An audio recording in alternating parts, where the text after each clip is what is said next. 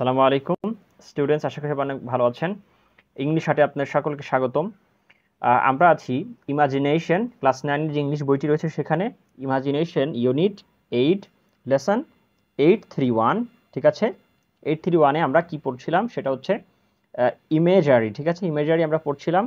গত ক্লাসে কিন্তু আমরা পড়েছি ইমেজারি, সিমিল, অ্যাজ, এগুলো কিন্তু আমরা পড়েছি, লাইক, এই বিষয়গুলো। ঠিক আছে, আপনি একটু চিন্তা করে দেখেন তো। ইমেজারি হচ্ছে দুই ধরনের, একটা হচ্ছে যে সিমিল আর একটা হচ্ছে মেটাফোর। তো গত ক্লাসগুলো দুটোতে আমরা কিন্তু এটা করেছি। এই দুটো ক্লাস আমাদের সাজিয়ে দেওয়া আছে কোথায়? প্লেলিস্টে।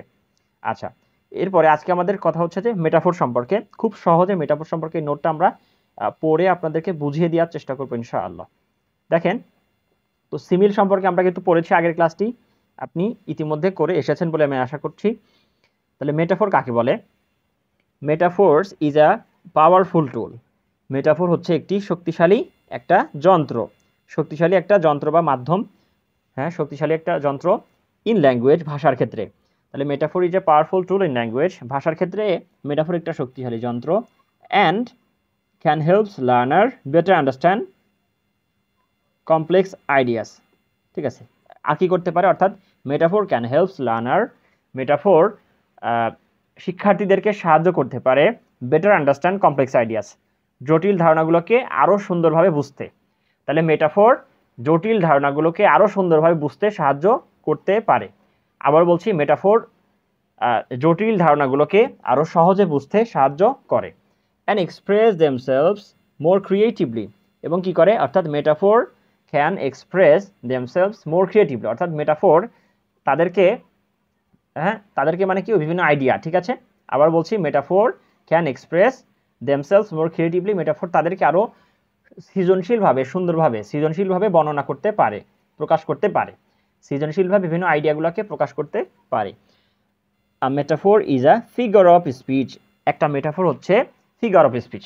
তো ফিগার অফ স্পিচ মানে কি? আমরা বলেছিলাম ভাষা অলঙ্কার, ভাষার অলঙ্কার, বাক্য অলঙ্কার, বাক্য অলঙ্কার, ভাষা অলঙ্কার। তাহলে মেটাফোর হচ্ছে একটা ভাষার অলঙ্কার, যেটি কি হয়, কি হয় দেখেন তো, use to describe something by comparing it to something else. ঠিক আছে, দেখেন তো, যেটি ব্যবহার করা হয়, অর্থাৎ metaphor is a figure of speech, metaphor হচ্ছে একটা ভাষা অলঙ্কার, ইউজ টু ডিসক্রাইব সামথিং, কোনো কিছুকে বর্ণনা করতে ব্যবহার করা হয়, by comparing it with something. ঠিক আছে, by comparing it with something else, অর্থাৎ অন্য কোনো কিছুর সাথে, অন্য আরেকটি জিনিসের সাথে এটাকে তুলনা করতে ব্যবহার করা হয়। মেটাফোর হচ্ছে ভাষার এমন একটা অলঙ্কার যেটা একটা জিনিসকে অন্য একটা জিনিসের দ্বারা অন্য আরেকটা জিনিসকে তুলনা করতে ব্যবহার করা হয়। আচ্ছা, আনলাইক সিমিলস, সিমিলের মতো নয়। সিমিল কিন্তু আমরা আগে পড়ে এসেছি, কি পড়েছিলাম? সিমিল, যে সে লোকটি যেন দুধের মতো সাদা, লোকটি যেন কুচকুচে কালো, এটা হচ্ছে সিমিল, অর্থাৎ সরাসরি তুলনা করা। এখন বলছে আনলাইক সিমিলস, মানে সিমিলের মতো নয়। আচ্ছা, এইটুকু আপনি বাকি রাখেন, সেটা হচ্ছে কি আনলাইক সিমিল, তো এইটুকু আপনি বাকি রাখেন, নাহলে আপনি অর্থ উঠাতে কিন্তু আপনার দাঁত ভেঙে যাবে। অর্থাৎ এই পুরো বাক্যটা বাকি রাখেন, ওকে, এটা বাকি রাখেন, ওকে। তাহলে আনলাইক সিমিল, সিমিলের মতো নয়। Metaphor state one thing is another. ঠিক আছে, সিমিলের মতো নয় মেটাফোর, বরং বলে, কি বলে? মেটাফোর স্টেট, মেটাফোর বলে যে দ্যাট, যে ওয়ান থিং ইজ অ্যানাদার, একটা জিনিস হচ্ছে আরেকটা জিনিস। ঠিক আছে, আবার আমি বলছি, ধরেন মেটাফোর যেখানে বলে, মেটাফোর বলে কি, জীবনটা লোকাল বাস। কথা বুঝতে পেরেছেন? খুব ভালো মতো বোঝার চেষ্টা করেন, এভাবে আপনাদেরকে কেউ বুঝিয়ে দিবে না, আই চ্যালেঞ্জ, আপনাদের কেউ বুঝিয়ে দিবে না এইভাবে। তাহলে মেটাফোর হচ্ছে কেমন বললাম? মেটাফোর হচ্ছে জীবনটা লোকাল বাস। ঠিক আছে, অর্থাৎ ডাইরেক্টলি বললো, কি বললো? Metaphor state that one thing is another, একটা জিনিস হচ্ছে আরেকটা। তাহলে লোকাল বাস, জীবনটা লোকাল বাস। কিন্তু আমি যদি বলি যে ঢাকার বাসগুলো চট্টগ্রামের বাসের মতো, তাহলে এটা কি হয়ে গেল? সিমিল হয়ে গেল, অর্থাৎ আমি ঢাকার বাসের সাথে চট্টগ্রামের বাসের তুলনা করলাম। ঠিক আছে, আর কিন্তু মেটাফোরের বেলায় কি আসলাম? Metaphor state one thing is another, অর্থাৎ মেটাফোর সরাসরি একটা জিনিসের সাথে আরেকটা জিনিসের তুলনা করে। উদাহরণ দিলে আরো পরে বুঝবেন। আচ্ছা, এবার দেখেন বাকি রেখেছিলাম কতটুকু, এই যে হুইচ থেকে না।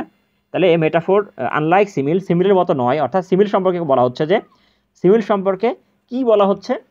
সিমিল সম্পর্কে বলা হচ্ছে যে এই যে এতটুকু কথা, অর্থাৎ হুইচ ইজ, অর্থাৎ simile use like, as dot dot as, or as to make a comparison, অর্থাৎ তুলনা করতে, কোনো কিছু তুলনা করার ক্ষেত্রে সিমিল আপনি কিভাবে বুঝবেন একটা বাক্যের মধ্যে, যদি তারা লাইক ব্যবহার করে, তার মধ্যে অ্যাজ ডট ডট অ্যাজ ব্যবহার করে, অথবা শুধু অ্যাজও ব্যবহার করে, এই তিনটা জিনিস ব্যবহার করলে তাহলে সেই বাক্যটা কি হবে, সাধারণত সিমিল হবে। বুঝতে পেরেছেন?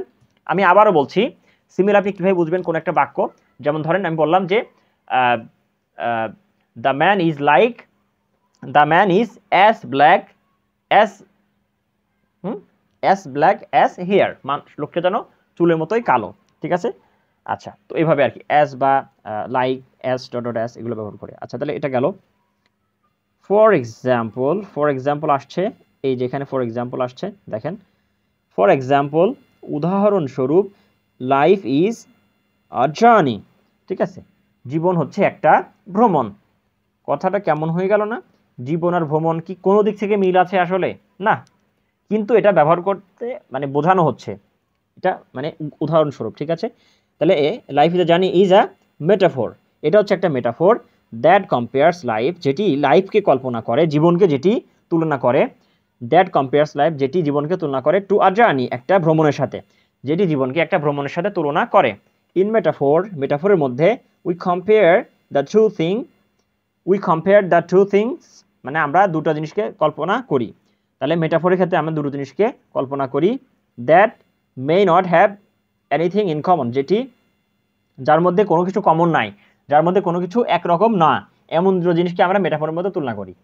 আবারও বলছি, ধরেন যে মানে দুইটা জিনিসের মধ্যে কোনোটাই মানে একটার সাথে একটা যায় না, কিন্তু এটা আমরা তার সাথে তুলনা করি। যেমন বললাম কি, লাইফ জীবন, আর হচ্ছে জার্নি ভ্রমণ, এটার সাথে কোনোভাবে কি যায়, একসাথে যায় না। কিন্তু আমি যদি বলি যে ঢাকার বাস এবং চট্টগ্রামের বাস, হ্যাঁ, ঢাকার বাসগুলো চট্টগ্রামের বাসের মতো, তো তখন কি দুইটা জিনিস এক না?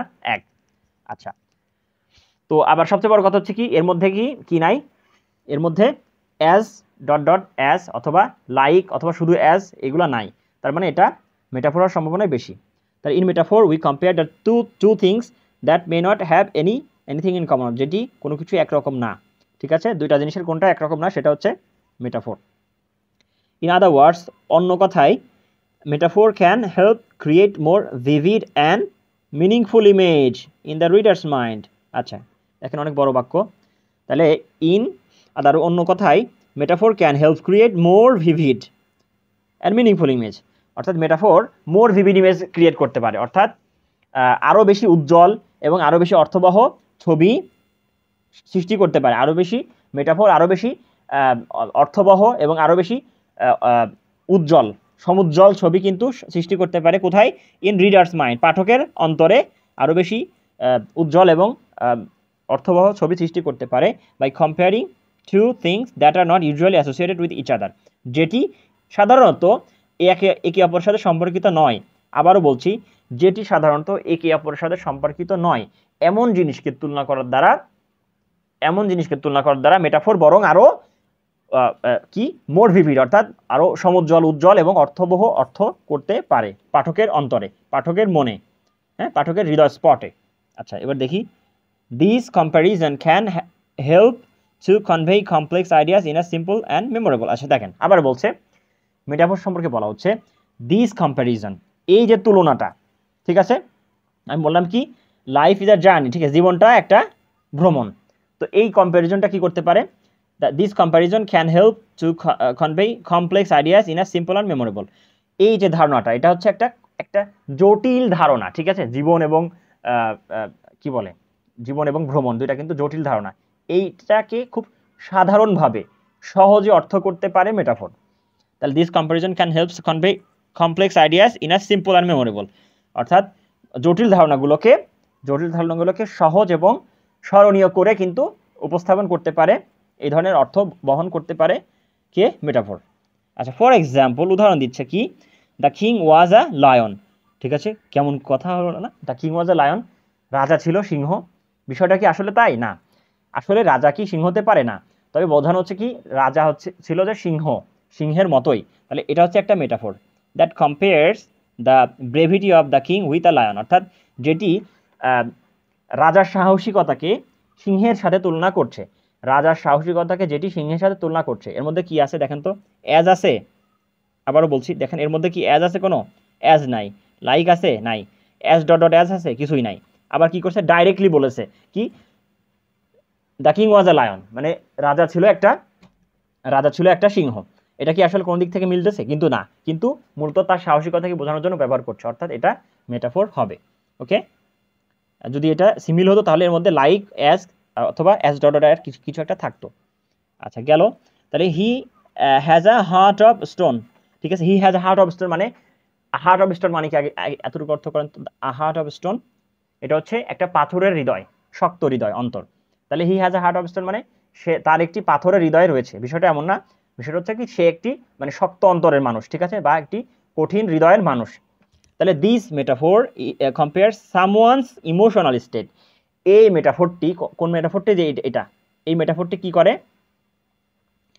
কারো আবেগিক স্তরকে তুলনা করে টু অ্যান ইনঅ্যানিমেট অবজেক্ট, একটি নির্বস্তুক মানে একটা বিষয়ের সাথে। নির্বস্তুক অর্থাৎ অ্যানিমেট মানে কি দেখেন তো? অ্যানিমেট মানে হচ্ছে কি যা নড়াচড়া করে, ঠিক আছে। আর ইনঅ্যানিমেট মানে কি? যেটা নড়াচড়া করে না, জড় বস্তু। হ্যাঁ, জড় কোনো, অর্থাৎ ইনঅ্যানিমেট অবজেক্ট মানে একটা জড় একটা বিষয়, জড় একটা বস্তু। এটার সাথে তুলনা করছে কাকে? Metaphor compare someone's emotional state, আরেকজনের আবেগিক স্তরকে তুলনা করছে টু অ্যান ইনঅ্যানিমেট অবজেক্ট, একটা নির্বস্তুক, নির্বস্তুক একটা যন্ত্রের সাথে। ইট সাজেস্ট দ্যাট, এটি নির্দেশ করে যে দে আর আনফিলিং অর কোল্ড হার্টেড, ঠিক আছে। অর্থাৎ এটা অর্থ করে যে সে হচ্ছে কে? ওই যে সেই লোকটা।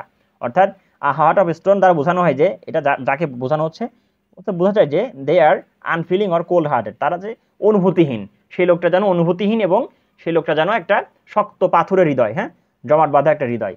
এটা বোঝাতে হার্ট অফ স্টোন ব্যবহার করা হয়ে থাকে, অর্থাৎ এটা মেটাফোর, ঠিক আছে। এখানে কোনো লাইক নাই, অ্যাজ নাই, অ্যাজ ডট ডট অ্যাজ কিছু নাই, সরাসরি ডিরেক্ট তুলনা করেছে একটা জিনিসের সাথে। তো এটা হচ্ছে মেটাফোর, সিমিল হবে না। আপনি কিন্তু মনে রাখেন সিমিল এবং মেটাফোর মধ্যে পার্থক্যটা। ওকে, তাহলে হি ওয়াজ আ রে of Sunshine on a cloudy day, আরেকটা মেটাফোরকে তুলনা করছে। কিভাবে এটা, কেন মেটাফোর হলো একটু বিশ্লেষণ করি। হি ওয়াজ আ রে অফ সানশাইন, সে ছিল আর রে অফ সানশাইন। রে মানে কি? রে মানে হচ্ছে রশ্মি, হ্যাঁ, রশ্মি। ওই যে দেখেন না, যদি সকালে যখন রোদ উঠে, জানালা যদি একটু খোলা থাকে, জানালা একটু খোলা থাকলে এর ভেতর দিয়ে ফাঁকা দিয়ে যে একটু যে রোদ্রের যে একটা চিকন আলোর একটা স্তর যে প্রবেশ করে, যে মনে হয় আমাদের দেখে মনে হয় যেন চিকন কেউ টর্চ লাইট মারছে, এই জিনিসটাকে বলা হয় রে। আর এ ওয়াই, রে মানে হচ্ছে রশ্মি। তাহলে হি ওয়াজ আ রে অফ সানশাইন, সে ছিল একটা সূর্যের আলোক রশ্মি, ঠিক আছে। কবে? অন আ ক্লাউডি ডে, একটা মেঘাচ্ছন্ন দিনে। তাহলে আবার বলি, এটা একটু ব্যাখ্যা করি। সে ছিল একটা সূর্যের কিরণ বা সূর্যের রশ্মি অন আ ক্লাউডি ডে, একটা মেঘাচ্ছন্ন দিন। অর্থাৎ দেখেন, যদি একটু চিন্তা করি, 7 দিন বৃষ্টি হয়েছে একটানা, কোনো রোদ উঠে নাই। তো পরের দিন সকালে দেখা গেলো একটু রোদ উঠছে, সামান্য একটু, ঠিক আছে। তো ওই সময়টাতে সবাই কি খুব বেশি আনন্দিত হয়ে যায় না? অনেক বেশি, যে রোদ উঠছে, একটু জিলজিল করছে রোদটা। তো বিষয়টা হচ্ছে এরকম, শি ওয়াজ আর রে অফ, অর্থাৎ সে ছিল আমার দুদিনের সাথী, সে ছিল আমার দুর্দিনের সাথী, অথবা সে ছিল আমার দুর্দিনে একটা সহযোগী, দুর্দিনের সহযোগী, এটা বোঝানো হচ্ছে এই অর্থটা দ্বারা। অর্থাৎ সে আসলে সূর্যের কোনো একটা রশ্মি হতে পারে না, কিন্তু তার সাহায্য, তার মহানুভবতাকে বোঝানো হচ্ছে। তাহলে পরে কথা বলি। This metaphor compares to someone's personality to a sunny day, এই মেটাফোরটি কারো একজনের ব্যক্তিত্বকে তুলনা করে কার সাথে?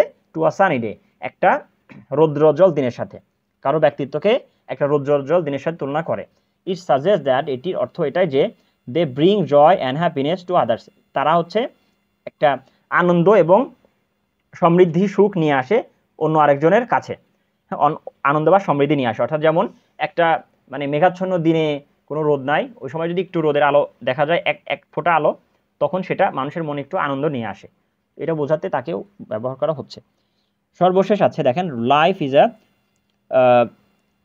রোলার কোস্টার, ঠিক আছে। Life is a roller coaster. Roller coaster মানে কি? রোলার কোস্টার মানে রোলার কোস্টার, ওই যে দেখেন না পার্কে থাকে যে এর মধ্যে বসতে হয়, এবং এটাকে এই যে চালু করে দেয় ট্রেনটা, হ্যাঁ, এটা কিন্তু শূন্যের উপর দিয়ে যায় অনেক সময়, এই বিভিন্নভাবে ডানে বামে উপর নিচ করে যেভাবে যায় খুব জোরে, আপনি যেটা দেখতে পাচ্ছেন। তো life is a roller coaster, এটার অর্থটা আসলে কি হতে পারে? জীবনটাই যেন একটা, অর্থাৎ একটা অসঙ্গতিপূর্ণ, ঠিক আছে, আপস অ্যান্ড ডাউন, উত্থান পতনের মধ্যে দিয়ে জীবনটাই যেন যায়। অর্থাৎ রোলার কোস্টারের যে একটা ক্যারেক্টার, এটাকে বোঝানোর জন্য জীবনের সাথে এটাকে তুলনা করা হচ্ছে। দিস মেটাফোর কম্পেয়ার্স লাইফ, এই মেটাফোরটি জীবনকে তুলনা করে টু আর রোলার কোস্টার রাইড, একটা রোলার কোস্টার রাইডের সাথে তুলনা করে, ঠিক আছে? একটা রোলার কোস্টার মানে রাইডের সাথে তুলনা করছে কাকে? জীবনকে। এর অর্থ এটাই যে ইট সাজেস্ট দ্যাট, এটার অর্থ এটাই যে এটা নির্দেশ করে যে that it ups and downs, it has ups and downs and can be both exciting and scary. অর্থাৎ it has ups and down, জীবনের রয়েছে উত্থান এবং পতন, এবং এটাও হতে পারে যে can be both exciting and scary, এবং জীবনটা খুব বেশি আনন্দদায়ক হতে পারে, হ্যাঁ আনন্দদায়ক হতে পারে, আবার কিন্তু ভীত সন্ত্রস্ত হতে পারে। জীবনটা রোলার কোস্টারের সাথে তুলনা করার মাধ্যমে এটাই বোঝানো হচ্ছে যে জীবনটা, মানুষের জীবন উত্থান পতন থাকে, এবং এটা অনেক বেশি আনন্দদায়ক হতে পারে, অনেক বেশি ভীতিপ্রদ, হতাশারও জীবন মানে মাঝে মাঝে আসতে পারে। এটা দ্বারা মূলত ব্যবহার করা হচ্ছে, বোঝা হচ্ছে যে এটা হচ্ছে রোলার কোস্টার। তো এইটা ছিল মূলত হচ্ছে মেটাফোর। আর সিমিল তো খুব সহজ, সিমিলের চাইতে মেটাফোরটা একটু সাহিত্যিক মানে আর একটু উন্নত মানের। তো এটা মূলত আর কিছু না, লিটারারি টার্ম। এগুলো যদি আপনারা ভালো মতো বুঝেন পারেন, তাহলে আগামী যে লেসনগুলো আছে এটা আপনারা খুব বেশি সমাধান করতে পারবেন সুন্দরভাবে। ক্লাসটি যদি একটু কম বুঝতে পারেন, আবারও ক্লাসটি দেখুন প্লিজ।